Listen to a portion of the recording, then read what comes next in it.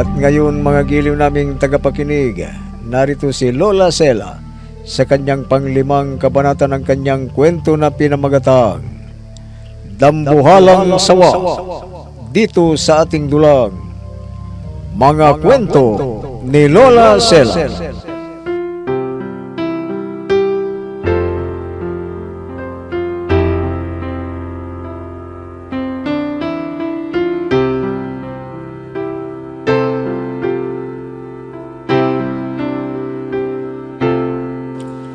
Pinuntahan ng pulis ang bahay nila Antoy at Oma. Subalit, wala silang nakitang sawa. Hindi naman tumigil si Clarence na naghanap kay Andre para patayin. Subalit, hindi rin niya nakita. Nagbantay sila sa labas ng bahay ng mag-asawang Andoy at Uma. Inabangan nila ang paglabas ni Andre, subalit gabi na. Wala pa silang nakikitang lumabas. Hanggang may napansin ang magkasama niya na papalapit. Kaya inabangan nila at pagtapat sa kanila ay inundayan nila kaagad ng taga at saksa. At ginilitan pa ni Clarence para mamatay na at hindi na mabubuhay. Subalit, nakita nilang hindi pala si Aldrin ang taong yun.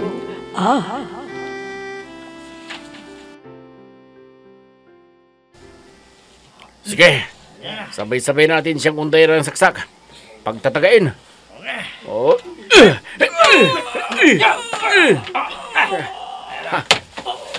Ayan, napatay na natin siya. Nagtagumpay tayo. Sige. Itapat nyo sa mukha niyang flashlight para masigurado nating patay na siya. At gigilitan natin siya sa leeg. Sige, Clarence. Gilitan mo na siya. Baka magiging sawa pa siyan. Sige na. Oo. Linisin tayo. Ngayon, gigilitan ko na siya. Sige. Clarence. Tingnan mo. Hindi siya si Aldrin. Hindi siya ganito. Hindi siya Aldrin. Oo nga. Paliwan siya to. Hindi. Paano nga nito? Ibang napatay natin. Baka huliin tayo ng pulis. Huwag kayong mag-alala. Ibibintang natin sa sawa ang pagkamatay ng taong ito. Ano? Ibibintang natin? Maniniwala kami sila, sir. Paniniwala naman kaya sila. Oo. Hindi pwedeng hindi nila paniwalaan. Tayo-tayo ang magsisilbing saksi. Sabihin natin na nakita nating sinalakay siya ng dambuhalang sawa.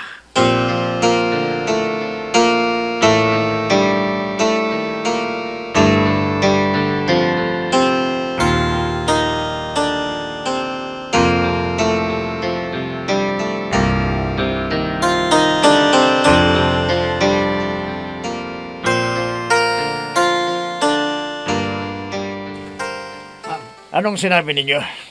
Sinalakay ng dambuhalang sawa ang taong ito. Oo, sir. Kitang-kita namin na sinalakay siya. Noong lulunin na sana siya. Binato namin. Kahit binitiwan niya. Ano ba? Parang hindi pa rin ako naniniwala eh. Maniwala naman kayo sa amin, Sargento. Kami ang nakasaksi. Marami kami. Di ba, mga kasama? Oo, kitang-kita namin kung paano siya natake ng dambuhalang sawa eh.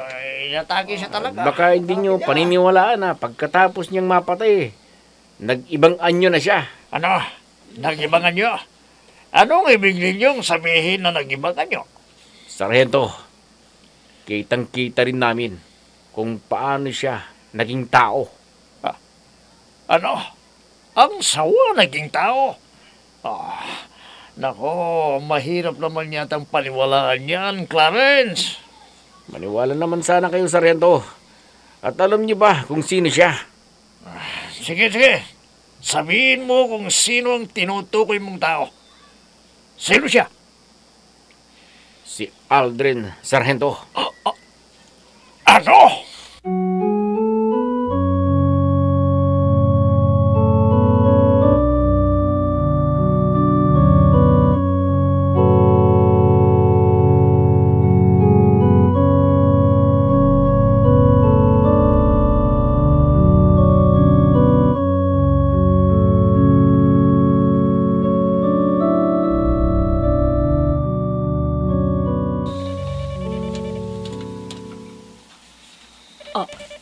ang telepono. Sino kayo itong tumatawag?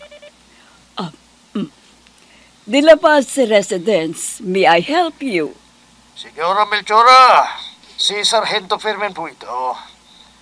Pinatawag ako ni Hepe sa inyo.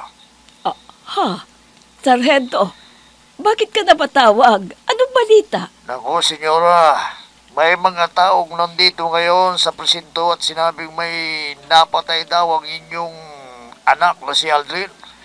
Ang daming tao ngayon dito at gusto nilang ipahuli sa amin ang inyong anak. Ano? Paanong magagawa ng anak ko yan? Nandito siya. Hindi ko pinalalabas. Hindi rin kami naniniwala, senyora. Pero ang daming tao dito at si Aldrin ang sinasabi nilang nakita daw nilang pumatay sa biktima. Hindi totoo yan. Hindi.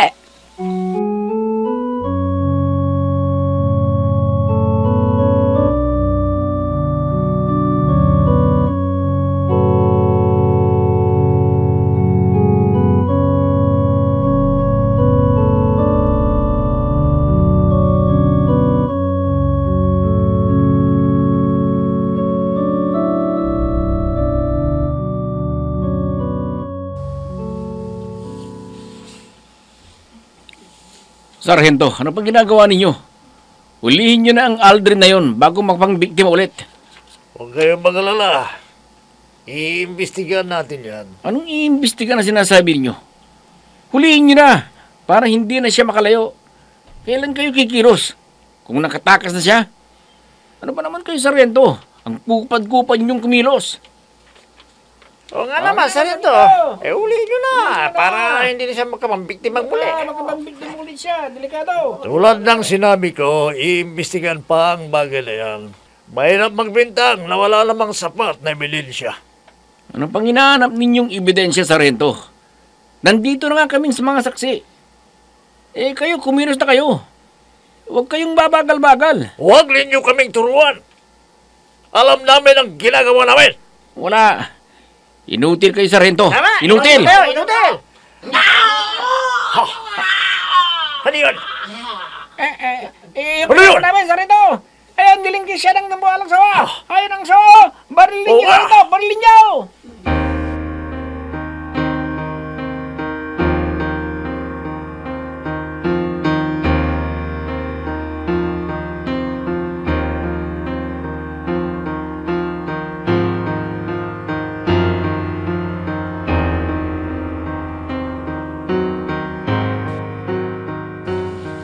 Ano? Pinagbibintangan nila ako na pumatay sa isang tao, Mama? Oo, iho. Kaya huwag kang lalabas. Dahil sabi ni Sargento Fermin, galit na galit daw ang mga taong nandun ngayon sa kanila. Ipinipilit nilang huliin ka at ikulong. Mama, kasama ba nilang Clarence na yan? Hindi ko na naitanong, iho. Naku, sino ang lalapitan natin ngayon para maprotektahan ka? Delikado. Pagka biglang sumalakay sila dito, hindi natin sila mapipigilan. Mama, tumawag kayo ulit sa pulis. Humingi kayo ng tulong sa kanila. Kailangan natin ng tulong ng mga pulis na magbabantay sa seguridad natin dito. Oo, sige. Tatawagan ko si Hepe ngayon din. Sandali lang. Alam ng pulis na hindi ko magagawang pumatay, Mama. Kaya hindi rin dapat paniwalaan ang mga bagay na yan. Oo, iho. Kaya lang, nagwawala na raw ang mga tao. Lalo na ang pamilya ng biktima. Hayop talagang Clarence na yan. Alam kong gawa-gawa lamang niya ang lahat ng ito, Mama. Kaya humanda siya sa akin. Humanda siya, Mama. Teka. Hello, Hepe. Si Ventura ito. Tulungan mo kami ng anak ko. Pinagbibintagan siyang pumatay. Ano? Hindi niyo sila napigilan? At papunta na sila rito?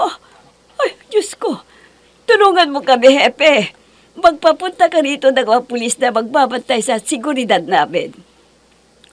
Oo, Hepe. Sige. Magtatago na kami. Papuntahin mo kaagad dito ang mga pulis. Sige. Bye. Anong sinabi ni Hebe, Mama? Magpapapunta na raw siya ng mga pulis dito. Pero, halika iho, magtago na tayo.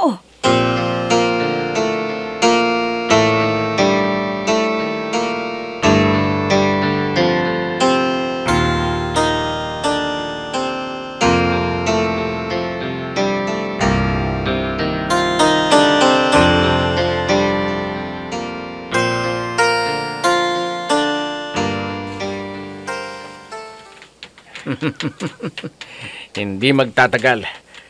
Mahuhulog na rin sa kamay ko ang Aldrin na yan.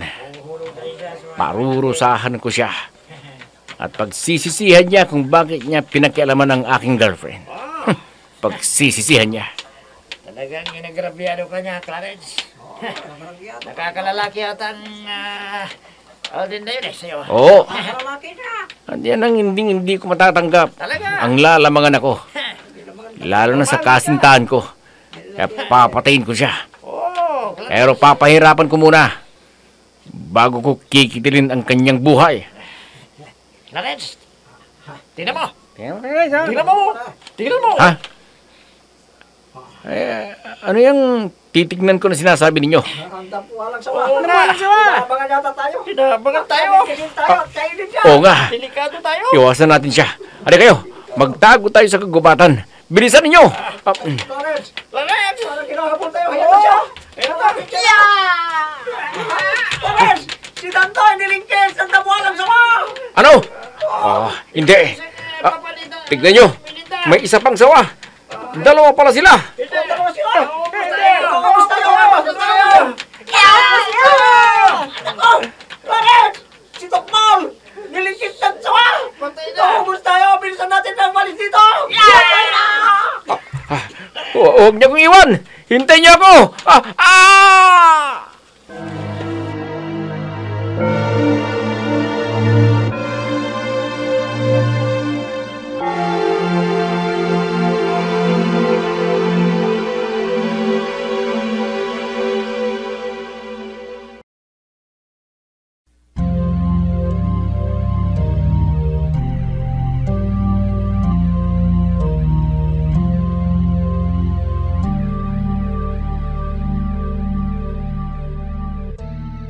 Sargento, dadalawa lang kayong pumunta rito. Baka hindi nyo kami kayang protektahan. Huwag kang magalala, senyora. Matataas na kalibreng baril ang dala namin. Kahit ilan man silang pumunta rito, kayang-kaya namin sila. Hayop talaga ang Clarence na yun. Kung ano-ano ang binibintang sana ko. Alam kong gawa-gawa lang niya yun. Dahil masakit ang loob niya nang magkipagkaras sa kanya si Ivy. Hindi bale, senyora. Hindi naman kami naniniwala sa sinasabi niya eh. Kilala namin ang tao yun. Siya ang totoong masamang tao at hindi si Aldrin anak ninyo. Ito, Mama. Adredejo, mukhang aalis ka. Opo, Mama. Sobra na kasing ginagawa ni Clarence eh. Kaya makikipagtus na ako sa kanya. Iho, huwag kang lalabas. Parang awa mo na. Hayaan mo ng mga pulis. Mamimihasa na siya, Mama. Dahil mababait ang mga pulis natin. Hindi siya sinasaktan. Kaya ginagawa niyang parang utusan ng mga pulis. Gusto niyang paniwalaan siya. Kaya kikilos na ako. Ako na mismo ang haharap sa kanya. Huwag, iho. Huwag!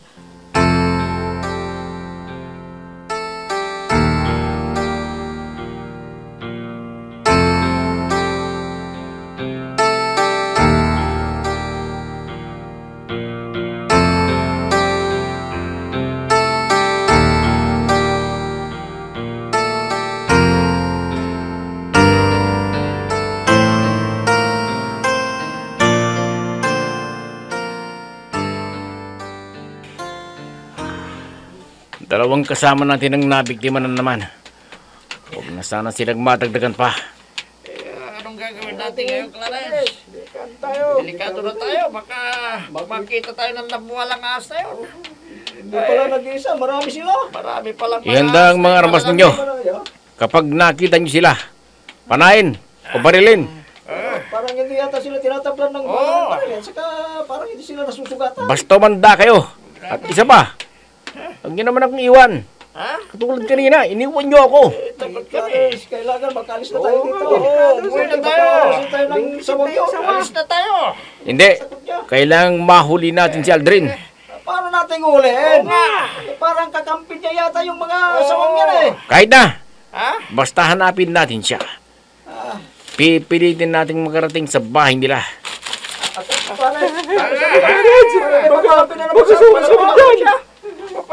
Magkubli kayo. Bilisan ninyo. Clarence! Si Bonifacio! Tumigil sa iyo! Ayan o! Nilaro na siya! Delikado. Lumayo tayo dito. Bilisan ninyo. Sino na naman yun? Clarence! Si Cardo yan! Pilingkit rin na buwan ang sawa! Ano? Dalawa naman ang nawala! Mauubos tayo dito. Bilisan ninyong tumakbo. Baka maabutan tayo. Mahulog ako sa bangin.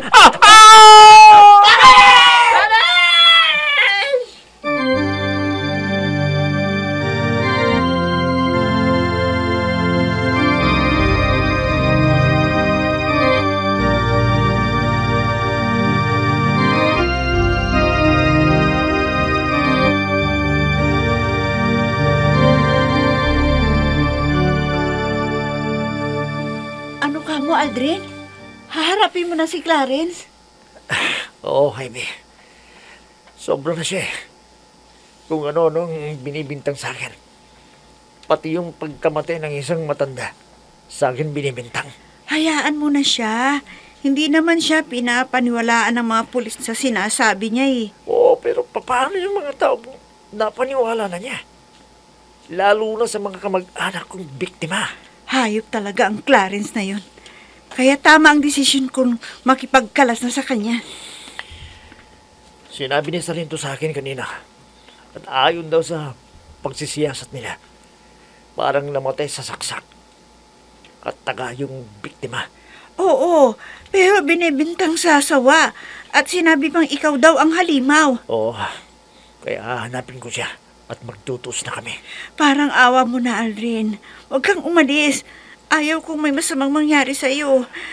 Dahil... Dahil ano, Ivy? Nakakahiyang sabihin, pero kailangang malaman mo mahal kita. Ivy? Mga gano'n! Isa na rin yung bintuan ninyo! Sinasalakay kayo ng dambuhalang sawa! Aldrin! Ang dambuhalang sawa! Sumasalakay!